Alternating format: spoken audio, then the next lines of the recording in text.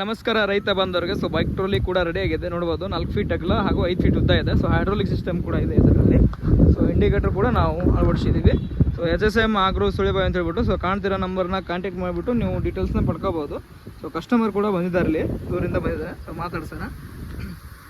ನೋಡ್ಬೋದು blue paint ಒಂದಿಗೆ ready ಆಗಿದೆ. ಸೊ ಹೈಡ್ರೋಲಿಕ್ ಸಿಸ್ಟಮ್ ಕೂಡ ಇದೆ, MRF ರಿಯಲ್ ಟೈರ್ ಕೂಡ ಇದೆ. ಸರ್ ನಮಸ್ಕಾರ ಸರ್. ಸರ್ ತಮ್ಮ ಹೆಸರು ಸರ್? ಮಾಳಪ್ಪ ಬಡಿಗರ್. ಸರ್ ತಮ್ಮ ಜಿಲ್ಲೆ, ತಾಲೂಕು, ಊರು ಸರ್? ಧಾರವಾಡ ತಾಲೂಕು, ಧಾರವಾಡ ಜಿಲ್ಲೆ. ಹಾಂ ಸರ್. ನಾವು ರೈತರಿಗೆ ಜನ ನಮ್ಗೆ ರೈತರಿಗೆ ಅನುಕೂಲ ಆಗಲಿ ಮಾಡಿಸಿರಿ. ಸೊ ಹೈಡ್ರೋಲಿಕ್ ಬೈಕ್ ಟ್ರೋಲಿ ನೀವು ಮಾಡಿಸಿದ್ದೀರಿ. ಸೊ ಈಗ ಬಂದು ಓಡಿಸಿ ಕೂಡ ನೋಡಿದಿರಿ, ಯಾವ ಥರ ಅನಿಸ್ತದೆ ಸರ್? ನಮಗೆ ಭಾಳ ಕಂಫರ್ಟೇಬಲ್ ಅನ್ಸುತ್ತೋ ಏನು? ಅಂದ್ರೆ ಕಲಿಬೇಕಾದ್ರೆ ಫಸ್ಟಿಗೆ ಒಂದು ಸ್ವಲ್ಪ ಇದು ಅನ್ಸುತ್ತೆ ರೀ, ಟಫ್ ಅನ್ಸುತ್ತೆ. ಅದಕ್ಕೆ ನಿಮ್ಗೆ ಯಾವ ಥರ ಅನಿಸ್ತೈತಿ ಅಂತ ಕೇಳಿದ್ರಿ. ಬರ್ತಾ ಬರ್ತಾ ನಾವೀಗ ಒಂದು 2 ರೌಂಡ್ ಹೋಗಿ ಬಂದಿವಲ್ರಿ. ಹಾಂ ರೀ, ಮತ್ತೆ ಎಷ್ಟು ರೆಡಿ ಪಡಿಸೋದೈತಿ ಗಾಡಿ ಎಕ್ಸ್ಪೀರಿಯನ್ಸ್ ಹೆಚ್ಚಾಗೈತೆ ರೀ. ಈಗ ಇದು ಹೈಡ್ರೋಲಿಕ್ ಕೂಡ ಐತೆ ಸರ್. ಸ್ಟಾರ್ಟ್ ಮಾಡಿರಿ ಗಾಡಿ. ಸೊ ಹೈಡ್ರೋಲಿಕ್ ಕೂಡ ಇದೆ, ನೋಡ್ಬೋದು. ಹಾಂ, ಗೇರ್ ಹಾಕೋರಿ. ಹೈಡ್ರೋಲಿಕ್ ಏನು ಸ್ಮೂತಾಗಿ ಎದ್ದು ಸ್ಮೂತಾಗಿ ಇಳಿತೈತಿಲ್ರಿ ಇದು, ಬಿಡ್ರಿ ಆರಾಮಾಗಿ. ಏನು ಏನರ ಸ್ಟ್ರಕ್ ಆಗೋದು, ಡೌನ್ ಆಗೋದು ಏನರ ಮಾಡುತ್ತೇನೆ ರೀ. ರೇಸ್ ಮಾಡಿರಿ. ಸೊ ನೋಡ್ಬೋದು ಹೈಡ್ರೋಲಿಕ್ ಕೂಡ ಆಗ್ತಾ ಇದೆ. ಸೊ 3 ಪಿಸ್ಟನ್ ಸಿಲಿಂಡರ್ ಇದು, 3 ಟನ್ ಕೆಪಾಸಿಟಿ ಇರುತ್ತೆ.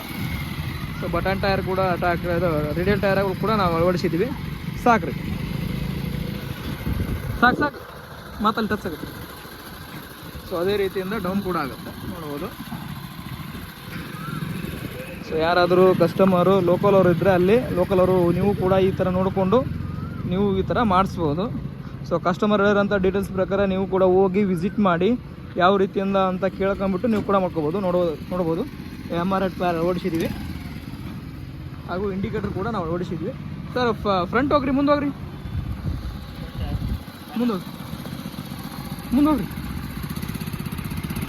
ನೋಡಿ ಆರಾಮಾಗಿ ಬ್ಯಾಕ್ ಬರ್ರಿ.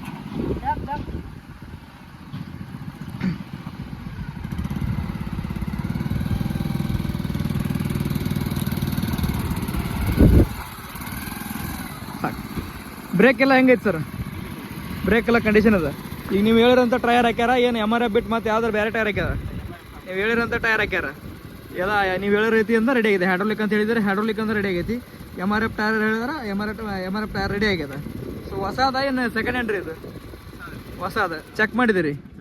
ಏನರ ಡೌಟ್ ಅದ್ರ ಬಗ್ಗೆ, ಆ ಟೈರ್ ಬಗ್ಗೆ ಏನು ಡೌಟ್ ಇಲ್ಲಲ್ಲ?